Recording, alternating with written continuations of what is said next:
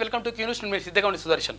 ఇక మొత్తం మీద నల్లగొండ, వరంగల్, ఉమ్మడి ఖమ్మం జిల్లాలకు సంబంధించినటువంటి ఎమ్మెల్సీ పట్టభద్రుల నియోజకవర్గానికి సంబంధించినటువంటి ఎమ్మెల్సీ ఉప ఎన్నిక కౌంటింగ్ ప్రక్రియ ప్రారంభమైంది.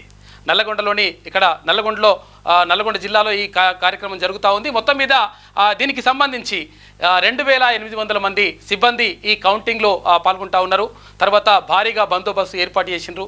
దీంతోపాటు అసలు యాక్చువల్గా 34 అసెంబ్లీ నియోజకవర్గాలు, 5 ఎంపీ నియోజకవర్గాలు, 3 ఉమ్మడి జిల్లాలు, తర్వాత కొత్త జిల్లాలు 12 కొత్త జిల్లాలు, వీటన్నిటికి సంబంధించినటువంటి పెద్ద నియోజకవర్గానికి సంబంధించినటువంటి ఉప ఎన్నిక. అయితే ఈ ఎన్నికకు సంబంధించి అక్కడ ఏ పార్టీ గెలుస్తుంది, తర్వాత ఏ అభ్యర్థి గెలుస్తాడనే దానిపైన ఉత్కంఠ నెలకొని ఉంది. అయితే మే 27న జరిగినటువంటి ఉప ఎన్నికకు సంబంధించి మొత్తం మీద కౌంటింగ్ ప్రక్రియ ఇవాళ ఉదయం 8 గంటలకు ప్రారంభమైంది. అయితే విషయం ఏంటంటే ఇవి డైరెక్ట్గా పోస్టల్ బ్యాలెట్ పత్రాల ద్వారా వేసినటువంటి ఓట్లు కాబట్టి కాస్త ఆలస్యమయ్యేటువంటి అవకాశం ఉంటుంది. అయితే దీనికి సంబంధించి అంటే ఏది ఈవీఎంల ద్వారా అయితే అప్పటికప్పుడు రిజల్ట్స్ వచ్చేటువంటి అవకాశం ఉంటుంది. అయితే 605 కేంద్రాల్లో ఈ పోలింగ్ జరిగింది.